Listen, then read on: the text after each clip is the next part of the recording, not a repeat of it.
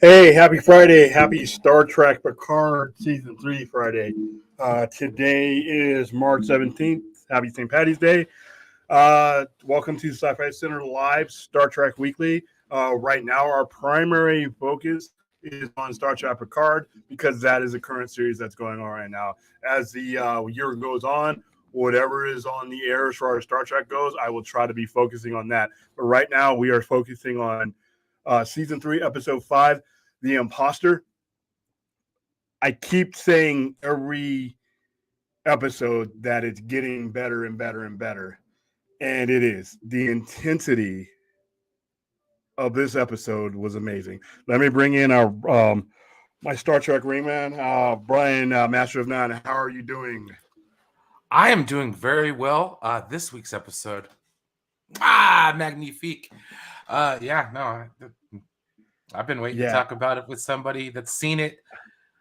Man, I feels like being a haven't. Star Trek fan in the '90s, dude. Yeah, here's the thing though, because I watched Star Trek in the '90s. I Me watched Star too. Trek pretty much in every era. I wasn't alive, obviously, during the original series, but But every it was other hard series going I to was. school and not being able to talk about it with anybody. You know what I mean? Oh yeah, I see what you mean. As far as like, yeah, being able to talk, but as far as like the actual story, I've never seen Star Trek like this. All right, I was talking to one of the writers of the show, and we're gonna get that particular person on at the end of these episodes so that we can't Oh, spoil nice, anything. nice. And one of my comments to him today was that I've been watching Star Trek for a very long time. This is unlike any Star Trek I've ever seen. And that includes with these characters. I've known these characters for a very long time, and they're Mm-hmm. being represented. And you know me, I'm not a nostalgic guy. No, This is no, but they're hitting the nostalgia in a way that it's not hit. Hey, remember me? And they're gone, kind of stuff. yeah, like Like with it's been Star handled Wars. before. Yeah, Star Wars. exactly. I One didn't note need to know characters. how. Yeah, Boba Fett got out of the Sarlacc pit. I didn't care, but they showed me that, right? Right. I did wonder why Ro Laren did what she did, and I've always wondered what happened to her. And for this is, by the way, guys, this is a spoiler show. I put it in the description. It's on the thumbnail, but I'm giving you one last. If you have not watched Star Trek Picard, this is where you probably want to go ahead and not watch this live. Because, like I said, Ro Laren, that was a huge surprise to see her Commander Rose. So I'm glad, and I was immediately happy because I'm like things worked out for her some way. And, she ends up, she comes back from the Maquis. She comes back and rises through the ranks. Hell, Starfleet Intelligence seems to be some kind of redemption arc for everybody, man. Pretty If you much. fucked up, Pretty much. you Yeah. can come back to Starfleet Academy. And now, Rafi, anybody. We got you. yeah, anybody keep your rank, get promoted. And then, Bashir, hey, you're yeah, genetically Bashir, enhanced come now. back. You be an admiral. Section 31 wants your number now. Dude, whenever they get off to the Section 31 show, it's going to be amazing. Whenever they do it, it's going to be absolutely I stunning. just hope they kind of do it in the era with which it was originally intended, the Next Generation era. So, like, if we get a show, like, I'm just saying, like, I know they don't have a lot of money to make more shows. That's why they're kind of downsizing at the moment with certain things, kind of focusing on animation a little bit more because it's quick and easy. Well, they're going to focus on one live show at a time, which I'm Mhm. not too happy about, but I'm okay with. But I'm okay with. I mean, what I would really like to see, and I said it before, and honestly, I'm okay with having Liam Shaw be the captain. But can we get a Titan show? I think you're going to get a Titan show. I think Yeah. they're investing too much into these people. They're investing like you were talking before when we first started this particular series. I kind of was on board with you in some way, shape, or form. I thought it would be like a next generation, like you were saying. But now I'm figuring they're getting you endeared to the Titan. They're giving you a progression arc. You hated Sharp at the beginning, but by the time But now Shaw, you're just like, I like him. I want to see him every week. What is he doing now? Like, yeah, and he's growing on me. He's growing on me. But the introduction of Ro Laren was like, and then within 50 something minutes, I was enthralled with her. That was a shocking thing. Like, I was just like, of all the people dude, I mean, it could have been anybody. Yeah. It could have been anybody. And for her to be the handler, and they made that connection of that she was the handler, that voice on the screen. So you find out that it's Worf, and then you find out that it's her, and then they bring them together at the end of the episode like that. We're getting a reunion, a yeah, reunification, as it were. We're only missing Geordi and Data or Lore, or Yeah, and Deanna in the flesh. I don't know. I know she's going to come up because I saw a preview where she said every time something weird happens, you run back to Starfleet or something like that. I don't know if that was a previous or something like that, but I imagine that would be the scolding session where her and Dr. Crusher get back together and talk about old times. Yeah, about how I that still was her criticism of Picard too. Yeah, I still can't. Like I said, the whole role thing. When I saw her, and like I said, I was compelled to really like her again because I was always rooting for Rolaren in the beginning because what she had gone through and the way and I remember that episode where she turned and that did really hurt Picard. It wasn't when he's saying you broke my heart. That wasn't something he was just saying just for this episode. I remember that episode and where she puts the phaser on Riker and Riker she beams him back to the ship. Yeah, Picard was pissed because he trusted her. He stuck up for her. And then I love the way the earring thing. When she wasn't wearing it, I didn't realize how important it would be later down the line, but the fact that was a big part of that episode when she first came on. And I remember when he brought that back up about having that earring and that it wasn't Starfleet protocol, but he allowed it because it was part of her. And then for her to hand that to him and for that to be so important. So it was I really enjoyed this episode. Hey, Dave, how you doing? Let me go ahead and get with the chat real quick because I don't want to I totally spaced the fact that we had a chat. The other night, last night I was on the air, and StreamYards decided that I didn't need sound. All on its own. Do you want me to handle the chat today? Yeah, if you can go ahead and bring them up in order, or bring them up as much as possible, we'll try to answer what they got. But yeah, so this the episodes. I forgot even how the episode started out because I usually can map it out in my head. It started with the Rafi Worf stuff. Where they're doing a little training fighting. Oh, they're fighting, yeah. And that's always nice. And you see Worf, he's still got it, just kind of one-handed. Dude, he's a mass murderer. How many people has Worf killed? Holy shit! Lopping heads off. And, the Vulcan? And then a Vulcan criminal. I mean, but he's a logical Vulcan criminal. Yeah, he was a logical Vulcan criminal, and he actually gave me a logical explanation of why he was a criminal, which actually, I'm like, you know what, that makes sense, dude. Carry on, I didn't think. Vince wants to know if this is a spoiler. This is a spoiler discussion. Yes, this is a spoiler discussion. So if you have not watched it, once again, I'll repeat. Let's do this.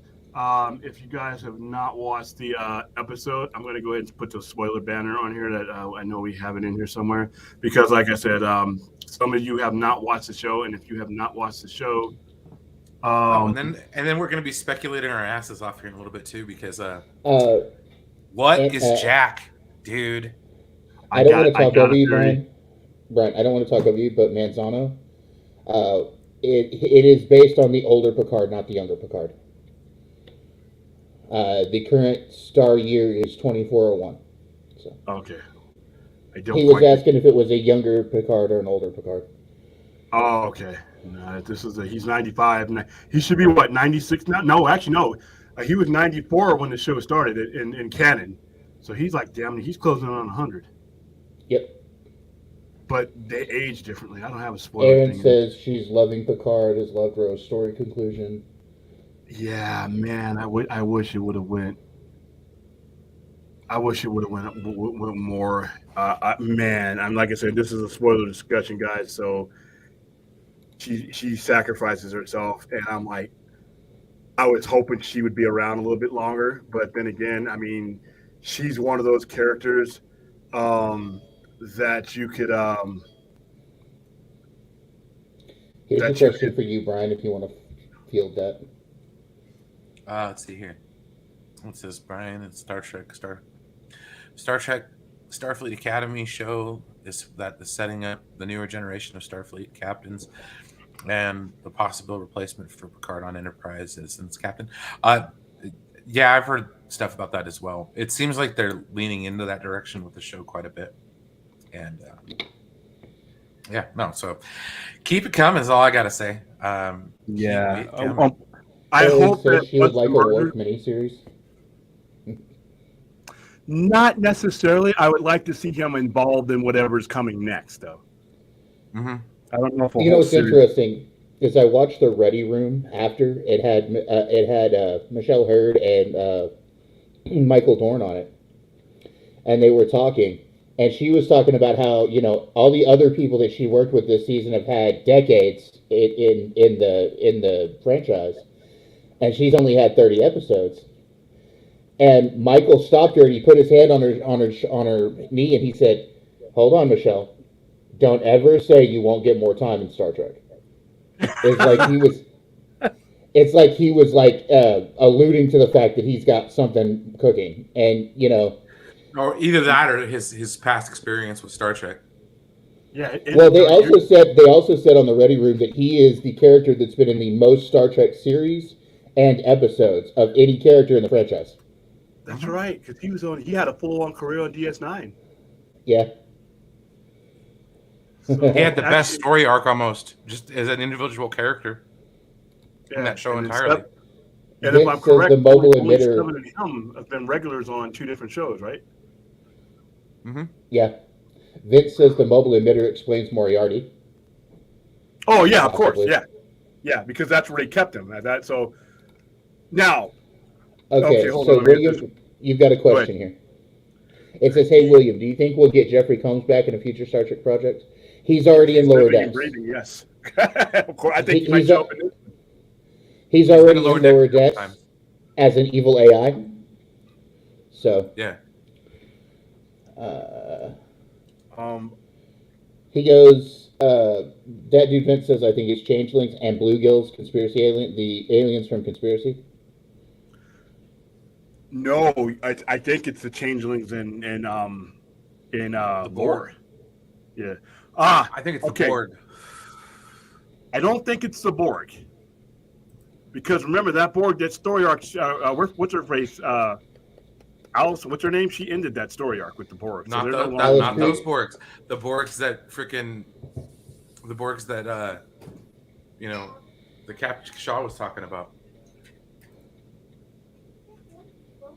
You know what I mean? Well, we're talking about 359. That's his Borg, though. You're talking about the Borgs he encountered, or what's? No, he's talking about the actual factual Borg. Those Borg are not the real Borg. Did you guys catch that during the little exchange in the holodeck? No, I caught that, but I'm not sure what it meant. That's what it meant. I think that Jack Crusher is a Borg. I think he inherited his father's Borg implants because he would have impregnated Beverly after all that. So I think that he passed on nanoprobes to his kid. Oh yeah, nanoprobes. And I think do you think that's what's causing the red striping stuff that he's seeing in his visions? Yeah, and I think that Lore is controlling or screwing with him through those nanoprobes. And that's why he's an asset, because he's unique. He's basically a one of a kind. He's basically everything the Borg wanted to be but could never be, if you look at it. Oh, absolutely. That's what they did with Data in First Contact. Yeah, and remember when Hugh took over? Not Hugh. When Lore took over the Borg for a little bit. So this is kind of like a throwback to that. If he's what I think he is. Brian, you got a comment here from Vince. That's the captain from Star Trek Online. Yeah, that'd be awesome. If it's played by Jeffrey Combs, that'd be amazing. Yeah, we're supposed to see the Enterprise E, aren't we? Or Enterprise F?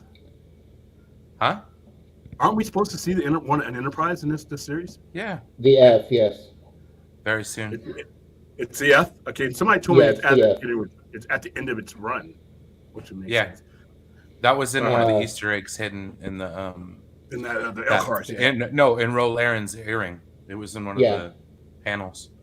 Yeah, it's on the panels in her earring. Okay, I gotta read it again. I've only watched it the one time, and because I wanted to talk about it and then watch it again, because there's all these spoilers. You've got to slow down those panels, but you can see it. It's up in the corner. Okay. up in the left-hand corner.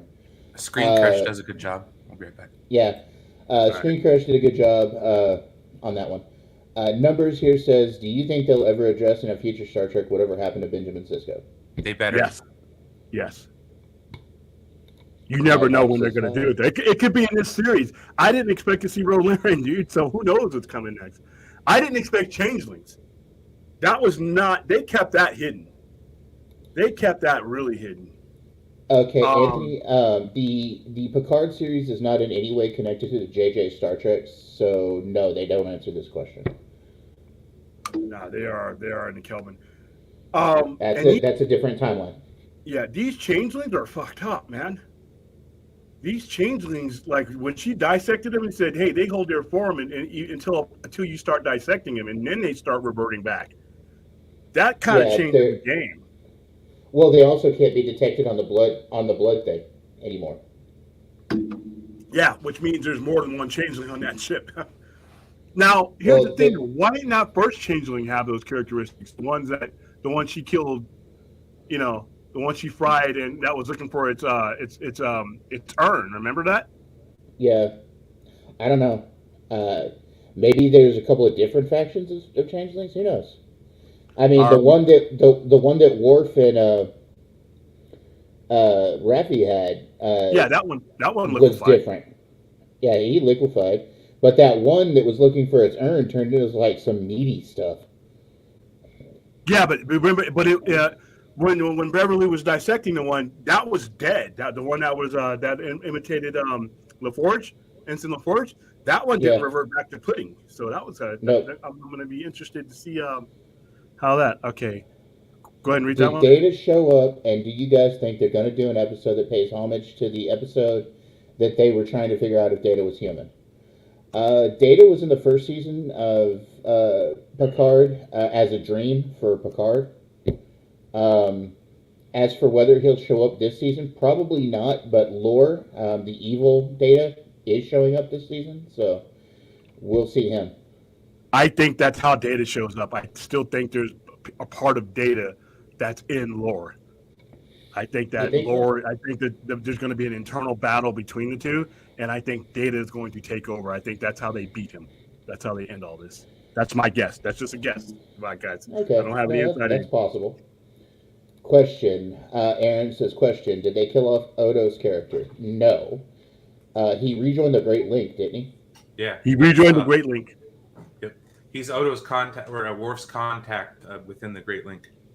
Yeah. I wouldn't be surprised if we saw. I know he's passed, but he's appropriate for this show. Or somebody. I'd be okay with a CG Odo. Yeah, because that's what he was. Odo, or you know who else? The one leader. Remember the leader that signed the peace treaty? That was waging the war. Didn't the actress that played that pass away though? I think Did she pass away? You may be right. I'm terrible about that, but I really want to say it happened. I saw something, but I could be wrong. Don't hold me to it. What was her name? Changing Leader? I mean, Changing Queen? What did they she was like the founder. That's what kind of the founder. Hold on, I'll look it up, William. Okay, yeah, because you could even if it wasn't her, even if you don't get her or Odo, you could get some changing from the Great Link because they're going to need help from the change. Well, can we get a Wei-Yun cameo? Like, I know they ran out of Wei-Yuns in the Alpha Quadrant, but they still have plenty of Gamma Quadrant Wei-Yuns. Wei-Yun would be great, dude. Please. More Wei-Yun. If you just had one episode, FCA, come on now. You get a bunch of characters, all the characters that he played through Star Trek. You have him playing Andorian Captain. You have him playing Wei-Yun. You have him playing. I mean, the guy who ran the bar with the Rock, and the had 7 of 9 fighting. Yeah. Oh yeah. I remember that. The uniforms in this episode, her uniform, they seem to be able to just do whatever the hell they want with these uniforms. Her rank pimps I've never seen that. They were horizontal like that. It was very Starfleet security-esque. I guess that's a good she looks great, by the way. Michelle Forbes, she's got to be pushing. See, I guess when you become Star Trek, you just stay hot forever. I guess I don't know. How old is Michelle Forbes? She's like 60 something. She's got to be 60 something because she was Didn't miss a day. Because you figure what her episode aired in the 90s, man, and it's the 2020s. Well, that's why I'm hoping we get to see Kai freaking Kai Nerys. Nah. Yeah, I wouldn't. please and thank you. She just turned. I think she just turned 60 something. Well, see, the thing is that like, if you know about the creation of Deep Space Nine, the character of Ro Laren was supposed to be on the station. Was supposed to be. They offered the show to Michelle Forbes. She turned it down. I wonder if she regrets that. I bet you she did, because what else did she do? Especially because it was a show that went for 7 seasons. Yeah, she's 58. Oh, not a day over 20. No. Not a day over the day she was in. She's done quite a bit. Holy shit, she's done quite a bit since then. She's been on Love Biology. This is the woman who played the Changeling leader. Oh, she's still alive. And she's still alive. She's 87. I'm so bad at that. Sorry, everybody. Damn, Brian trying to kill her off, man. Dude, I was the one that said it about Roger Waters. He's still alive. I remember being on that stream. I thought that's what he told you. I'm like, wait a minute, dude, what happened? I'm like, Roger Waters is dead? And I Wikipedia because sometimes because some of these stupid ass people do those fake death. I see it on Facebook all the time. Okay, I must fall for it. Like Justin Bieber was dead. I'm like, stop it. So yes, Michelle Forbes is 58. Roger Waters dead? Roger Waters? No, he wasn't. But, yeah, that was crazy. But yeah, I would love to see Kira back on there. I mean, Roger Waters is 79. Yeah. Well, how could you have the Changelings and not have Deep Space Nine? I'm just saying, like, dude, we have to go to that station at least one point in this mother effing show. Please, probably at the end. I hope so. Okay. And see the wormhole. Numbers here is flowing off of your rant against daylight savings time last time we talked, William. I don't think rant was the correct term for it, but okay, go ahead. Dude, you ranted. You ranted for 30 minutes, dude. Come on. I explained why we didn't need I don't look at it like a major inconvenience. It's just kind of like okay. It's daylight savings time. It's a disaster, but go ahead, read that. It says, hey, William, so according to Google, as of March 2023, the following states and territories are not observing daylight savings time: Arizona, Hawaii, American Samoa, Guam, the Northern Mariana Islands, Puerto Rico, and the Virgin Islands. I thought Indiana was one of those too. No, yes. Arizona is the only state. Arizona's in a different time zone anyways, whatever. Yeah. Vince says, well, maybe before shows up. Is it before at Daystrom? Well, Daystrom's a big part of this. Maybe they put them back together, and that's B4 and not lore. They're about to break into Daystrom. All right, go back up to what. She's alive. Yeah. Hey, so the guy who's talking to the strike commander looked like a Romulan. He looked like a Reman. Is basically what he's saying. Yeah, he's talking about Nemesis as the story where he died. Yeah, man, this is, and they've kept a lot of this under wraps. It's really hard to surprise people. Raw was a surprise. It's because we don't speculate the crap out of Star Trek every day. If this was DC, we'd know exactly what happened. It wouldn't be fun anymore to watch it.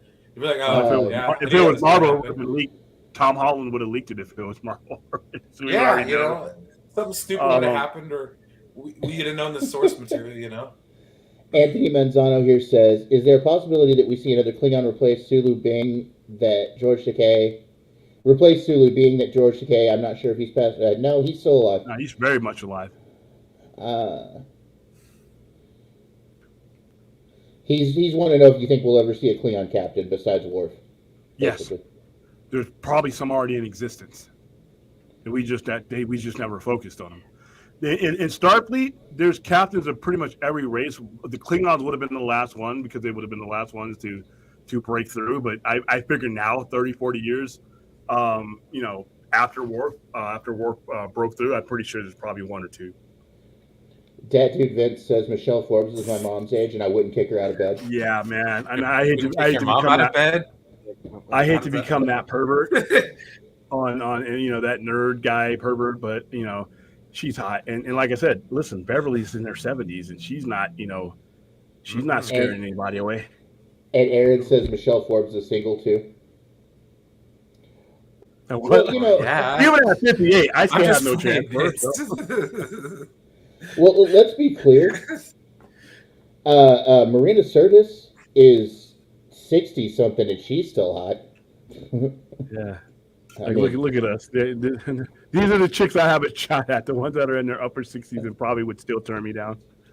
But see, the thing is, it's all good because back in the 90s, that was like they were the girls. If you look at it thematically, throw in Terry Farrell and we're all good, man. Oh God, yes. Yeah. That's her like right now. Let me bring this up. I'm sorry, Jadzia Dax, Warrior Barbie, whatever the hell they call her. She was amazing. Okay, I was so pissed off, and then I found out why she didn't join the show. The war track, but I understand why they did it. You know what we need to do? We need to do a watch party for that movie. For What We Left Behind, the Deep Space Nine documentary. Yeah. If you have not seen that documentary, it is amazing. Yeah, that was hot. Yeah, and they stay hot. Yeah, like I was saying, look at that's Michelle Forbes now, right? You see that? Oh, dude, Anthony Manzano says, when did this show suddenly become about your guys' obsession with robbing the crypt instead of the cradle? Well, at least we're going that direction. When these women stopped aging. So that's her now, and that's her this is her back in the 90s. I'm just saying, everybody should watch that documentary and then start having those conversations, man. Because you will fall in love with that show. I'm telling you. What is that? What is it called? Oh, What We Left Behind. It's on YouTube for free. What We Left Behind with ads. Yeah, it's on YouTube and on Prima. And it's a paraphrase of the last episode, What We Leave Behind. Deep Space Nine was a hard one for me to get into in the beginning because it was a very slow-moving show. Even though it had its purpose, it was always going to be the Dominion War. It's also on Amazon Prime Video. Uses that show. Did you love that though? I mean, the Dominion War arc was prime for me. Like that's some of the best storytelling in Star Trek. I did not get into DS9 until the Dominion War, so yeah, that's probably the best stuff for me too. Like it still sits to this day. It picked up. That the one battle in the Dominion War still at this day sets as the biggest amount of starships on screen at the same time. Oh, the final battle. Yeah. Where they're in the only in this war, Brian. Yeah, the only other thing that came close was Return of the Jedi. When it came to pure starships on screen. Oh, they remastered some of that in the documentary. Yeah. And it looks crisp. That dude Vince says to Anthony Manzano, we're not all 20. Hey, listen. Numbers asks, there's no Romulans in Starfleet, right? Actually, I think there are now. I think there are. Because remember, after the Dominion War and after Nemesis, they went into peace negotiations. So there very well could be. Answer that question. Are there Romulans in Starfleet? They're probably Romulans in Starfleet Intelligence too. I'm looking right now.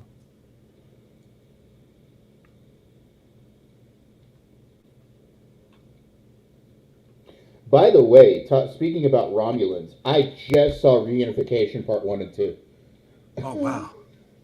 I saw that when it aired. I saw that when I aired. No, when I say I just saw them, I did like they were on recently. Because we have Amazon Prime, and they have a live channel that's nothing but Star Trek. So I put it on usually in the background when I'm doing stuff, and they had Reunification Part 1 and 2 on. I remember what a huge deal that was because it came out right as Star Trek 6 was coming out. So I remember that. I mean that was a huge deal because Star Trek The Next 1991. Jesus. Yeah, 1991, December 1991. Star Trek: The Next Generation was just gaining its footing, and it just had the that season, the season finale of I think it was season 2 or 3. The best of both worlds is where Star Trek turned around. Star Trek Next, because it was on its way to getting canceled. It had already been pushed. It had already technically had been canceled because it went from a first run to a syndicated show. Most people didn't know the difference because syndication was still like Fox and all that was sprouting up, and they were syndicated channels. So it went in LA. It went to KTLA, but it didn't miss a beat. But it had a tough couple of years. But once Best of Both Worlds Part 1 and 2 aired, that was what turned that show around. And then in the 90s, and then when Spock was on the show, that was huge because you had Scotty, but Spock being on there was like, that was the one that connected the different generations of Star Trek fan that were resisting each other at the time. So that's a very important episode. There are a small amount of Romulans in Starfleet up until the time of Doom. The future sections of Discovery, of which there are a lot of Romulans in Starfleet. Yeah, because there's no more Romulans. There's no more What do they call themselves now? The Navarre. The Navarre, yeah. So there's no more Romulans or Vulcans. They've reunified. I mean, they've really reunified to the point where there are no more. There are no more of the same. They're the same planet and everything else. So that was a very interesting thing about Discovery. I'm really looking forward to Discovery season 5. So seeing how they wrap it up. And tonight I actually got to see what a Romulan Klingon crossbreed looked like. Oh, yeah. I remember that episode. Were they? Yes, Vince. I know. I still need to accept that invite. We need to talk about that. Anthony Manzano says, "I'm not heavy into Star Trek lore. Can you guys please explain to me the difference between a Klingon and a Romulan?" Lots of things. Yeah. Visually speaking, and honestly, the best thing you could do is pull up pictures. Because visually would help. Yeah, let me do that. Hold on. And then you can explain culture. Because that's a great thing about Star Trek is there's lots of it really delves into like the culture of what's going on. Of everybody, of all the different species. So yeah, Vulcan, Romulan, Andorians. I mean, although the Andorians up until Enterprise were horribly neglected, in my opinion. Until they started using them as to tell a story of Starfleet's beginning and the Federation's beginnings with Shram and all those guys. That's why it's such a shame. I wanted more. Yeah, I really hope that they find some way in one of these Star Trek shows to tell you the story, the real story of how they wanted that to end instead of that shitty ending that we got. Okay, Anthony, this is a Romulan. They are a race that is akin to the Vulcan, that split off from the main Vulcan race thousands of years ago. They have pointy ears like Vulcans, but they have this brow ridge thing going on. They are very insidious. They like to do spying and all sorts of things like that. And for the longest time, they were not friends with Starfleet. No. We had to trick them to get them into the war. Yeah. Did they ever find out about that? No, I hope not. That was a brilliant plan, though, and it worked. And it's good because had they not joined the Dominion was going to come for them after they got done with the Federation. So, they weren't going to stop. They considered Romulans to be as much lesser beings than anything else that was under them. So, that was. Now this. These are Klingons. This is a Klingon. Go on. You have Commander Worf here, and that's Martok. You have Commander Worf here, who for the longest time was the only Klingon in Starfleet.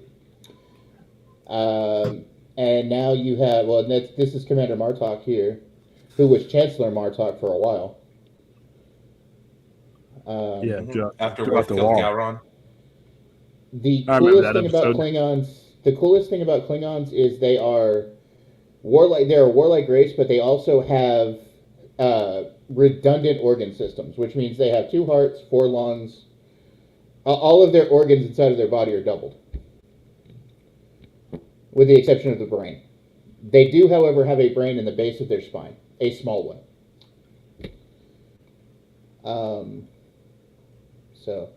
That's the physical outward differences in Klingons and Romulans. Yeah, and then the earlier Klingons, were just due to budget didn't have ridge heads. That's one thing that I hated the way they explained it in Enterprise.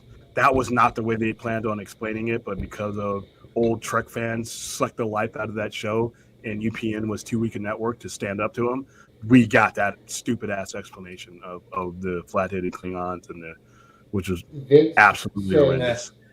Speaking It's of a long Salam story.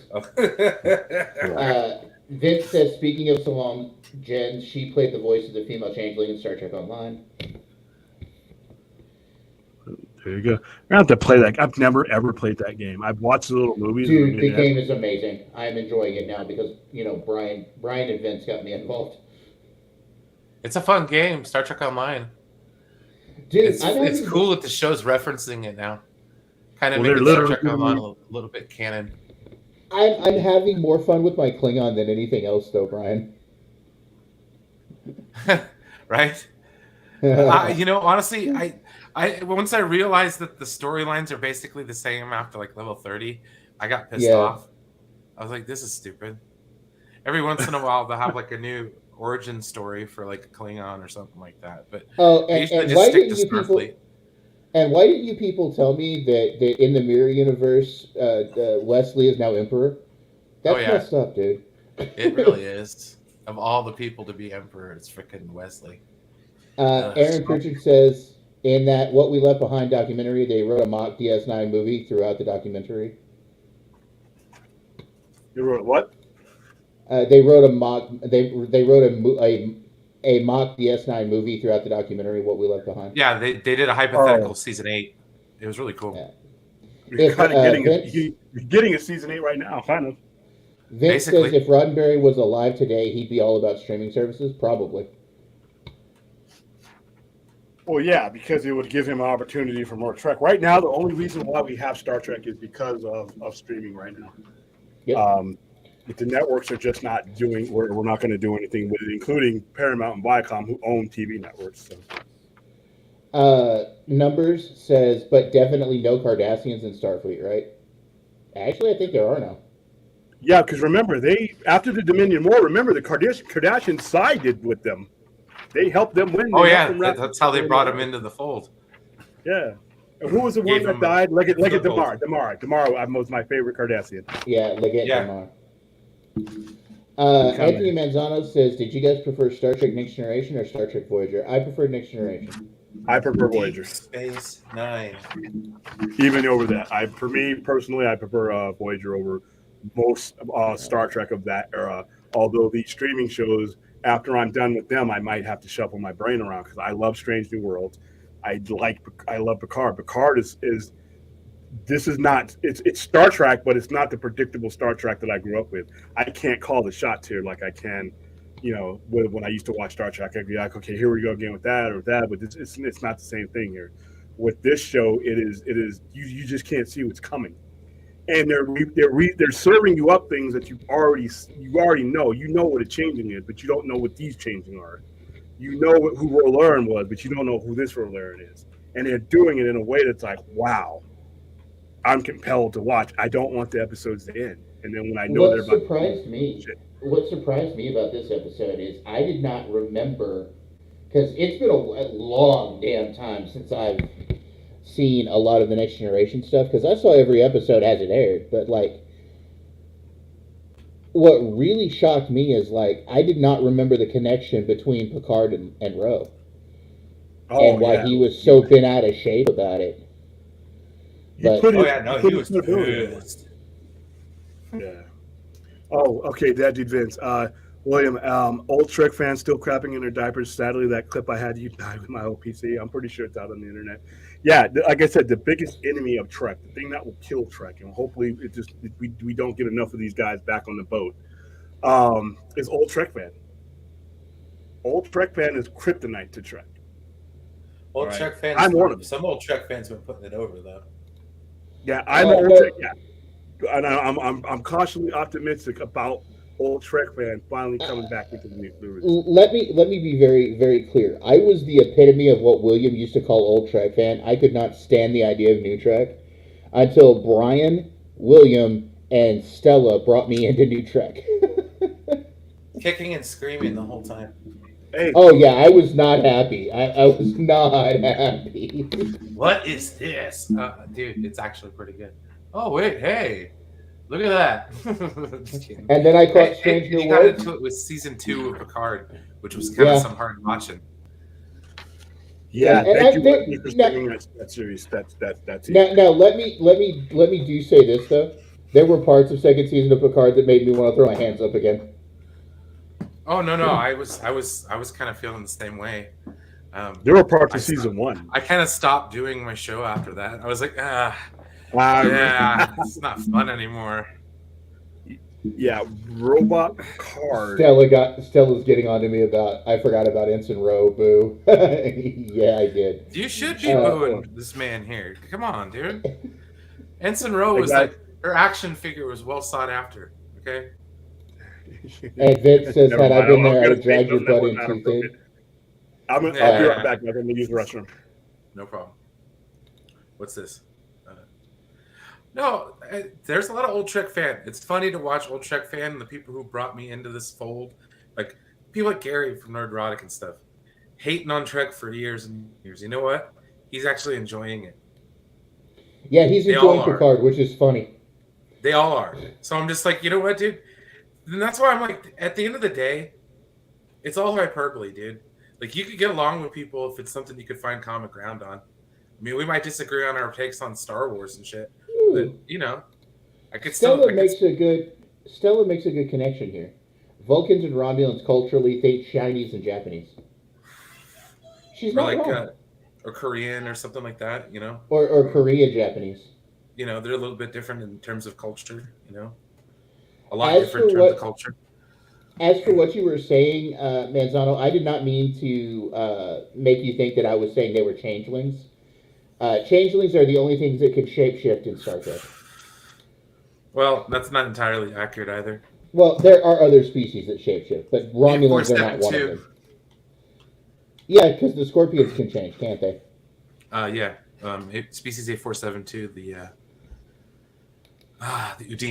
Undine. Yeah. They're the things that the Borg fear. Yeah.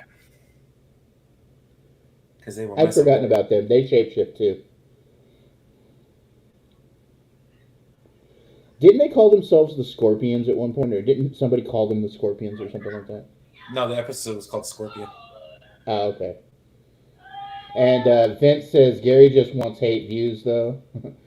No, actually, but still, Vince, even haters are liking it, though. So it's like I can no, watch Vince, their reviews and not get pissed.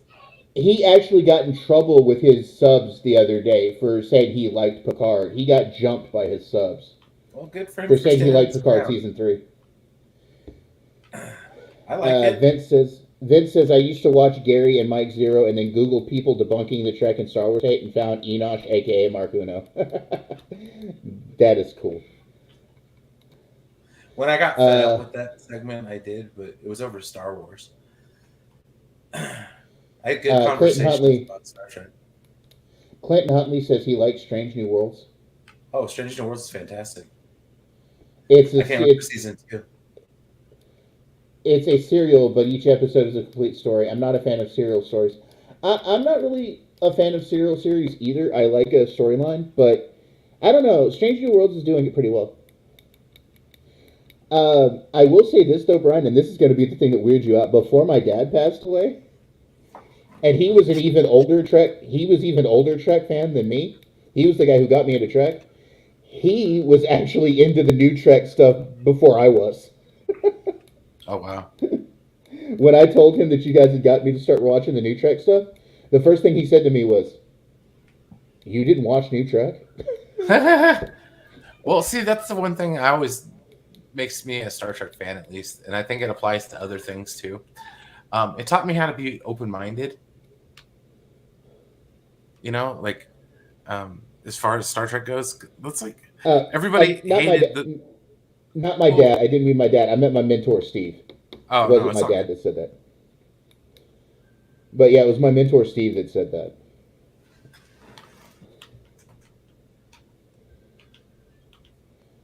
Brave New Worlds is the best. Oh, okay. Vince says Undyne came from Star Trek Online. Yeah. I never really gave him a name other than Species 847 And Stella says to Clint Huntley, "Don't you mean Strange New Worlds, not Brave New Worlds?" Yes, I've made that mistake too, though, Stella. because there's a show called Brave New Worlds, isn't there, or something like that? Anthony Manzano says, "Is this series just finishing off Picard's story and is he riding off into the sunset, or are we going to get new Starfleet captains with new shows and movies?" Most likely, we're going to get new Starfleet captains. Yeah. So I said I kind of like Shaw. I hope he sticks around. Oh, it's been a while since I've watched Ketlowski. I don't even know who that is. Who is Ketlowski? Oh man, he was one of the people that made it to where the Commandant was known. Oh, okay. I think I'm still subscribed. I gotta check his shows out. Is he watching this stuff? I mean, I don't know. I've been watching some good breakdowns and stuff. Although I am going to leave in about 10 minutes. I said I'd go back over. I was gonna. I've been watching this with Max, so we're gonna go watch. Watching what? Star Trek Picard. Oh, okay. Yeah, like I said, it's I like before I left, you guys were talking about Old Trek fan. Listen, Old Trek fan from years ago is not the same guy now. There's still a couple dinosaurs left. Listen, and I love Robert Meyer Burnett. I respect the hell out of him and his opinions for the most part and what he's done in the industry. His opinions about Star Trek nauseate me. Except for this show. Yeah. And this season in particular, because he wasn't real hot on the two previous seasons. I can understand that. But the constant attack on Discovery and J.J. Abrams and all these guys, like I said, are when Discovery, they decided to make a business decision in Discovery after 5 successful years in order to be able to maintain at least one anchored show. They couldn't do them at twice. These shows are immensely expensive. But all these other guys are saying, go woke, go broke. I'm like, what Star Trek you been watching for 55 years? And then they would be like, they just completely dismiss the fact that, listen, we don't have these two shows that we're watching now without Discovery. Discovery was successful, period. Whether people like it or not. It's how we got into New Trek. It's kind of like Next Generation gave us a good Trek for a very long time. You know? Yeah, we got decades out of that. So everybody who likes straight an old Trek fan hated Next Generation too. So it's like, yeah, I remember they protested it. But listen, guys, it's okay for you to like New Trek without bashing any other Trek. You don't have to bash something to love something. That's what I say. Go ahead, Dustin. Anthony Manzano says, "What shows would you guys want to see that could connect to the J.J. Abrams Star Trek movies?" None.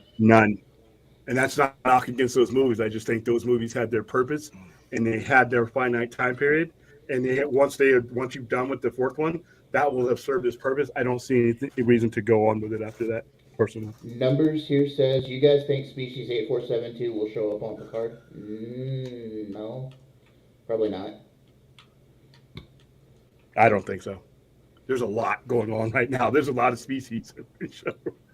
Clint Huntley says he equals old Star Trek fan, but he adapts and likes the new stuff too. Yeah, and I said, Stella says, "I am old Trek fan. I think I'm the only one that kept an open mind, as TOS taught me to do." Yeah, and they were mainly a driving force in the mid 2000s and the early 2010s. Before the people who make Star Trek decided, we're going to do what we're going to do, and we're going to replace you with you can either get on board this ship that we're sailing, or we're going to do our best to fill your void with fans that will. And Aaron Pritchard wants to know, what is everyone's thoughts on the Annexar fan film? Was never a fan. I've never seen it. It seems like an interesting idea. I've always wanted the story of Annexar to be told, but there's not a place for it right now, I guess. To me, I guess I'm a little bit defensive when it comes to Trek as a whole, because some of these things are created because people think, well, they're doing it better than Trek. I'm like, no, you're either Star Trek or you're not. You're either the people who run it with Viacom or Paramount, whoever, or you're not. And that's why I always put my fist up when it came to the Orville. Not because I had anything perfect, anything personal against the Orville, but it was just something else that old Trek fan was trying to use as a weapon against new Trek, and that kind of bothered me. That's why I never really got into it. Yeah, Star Trek is Star Trek. If it's not made by Paramount or Viacom, it's not Star Trek. That's how I feel. Anthony Manzano says, since Picard is in his 90s, how old do you think the king for the Romulans, Klingons, and Vulcans is going to be around this time? Okay, so there are no nobilities anymore for any of those races. The Romulans at this point have lost their home because it was destroyed in the supernova. The Klingons are part of the Federation, and Vulcans haven't really had nobility in forever. So I'm not understanding your question here. Well, in the canon time, if you're not talking Kelvin, I mean, with is he talking prime timeline? Yeah, he's talking prime timeline. Okay. Well, then the Romulans they didn't have an emperor anyway. They didn't have, they were built on an empire, but with no emperor. I never really either. Shinzon killed everybody. Yeah, Shinzon killed all the council. That dude Vince says Annexar ruined fan created stuff. Yeah, kind of. Yeah, it made him bring the hammer down hard on everybody. Yeah, he said the guy created it to make his own studio and used us fans to create his $1 million studio. True. And because of Alec, Annexar, Paramount, CBS completely changed their stance on fan created stuff. It's true. They did. Yeah, because they let it. They did for years. They just let it happen. Then it got ugly. And Stella makes the point here: the Orville is not Star Trek. And I'm not knocking you for liking the Orville. It's got Cassidy Yates in it. But other than that, yeah, no. Yeah, if you like the Orville, that's great. But like I said, my problem is it was old Trek fan was using it as his sword and shield to come after us, as if the people who were currently running Star Trek didn't know what they were doing. They're running Star Trek. It's used as a cudgel against, new Trek.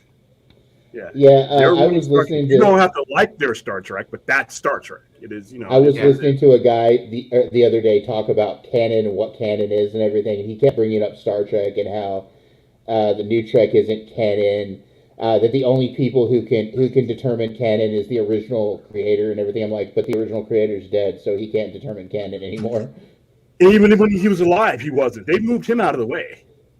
Yeah, they moved him out of the way. Well, I mean, and I made the point in the comment for the dude's video that Star Trek didn't even hold true to its own canon in the first series. Like the timeline kept jumping around. Next Generation has so many different canon glitches and retcons. It's not even funny.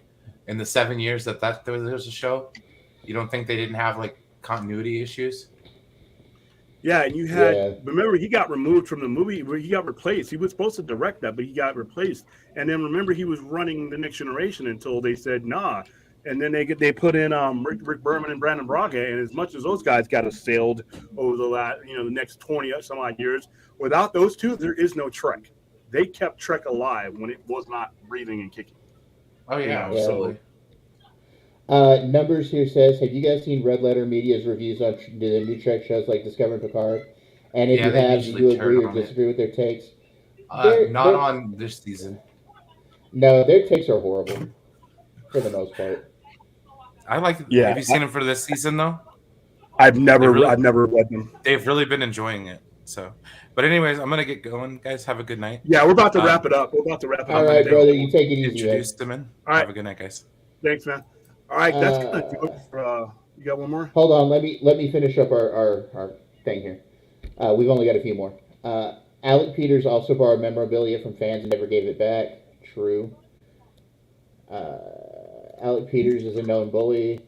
This is talking about the guy who made Annexar. Yeah, let's go ahead and we don't want to bring out the question. Manzano says, since you guys are all fans of both Star Trek and Star Wars, which franchise is the most flexible with canon in terms of rewriting it every year? Star Trek. Star Trek easily. Star Trek is the most flexible with canon. Ira Stephen Bear, according to Vince, is the modern godfather of Trek, in my opinion. Yeah, for the most part. I'd say Alex Kurtzman to a certain degree, but that's just my opinion. Stella makes the point here. Orthodox Jews are waiting for the original rabbis from their destroyed temple to update their laws to talk about canon being law. I'm not going to test that one. All right, Vince. I will be looking forward to a message from you.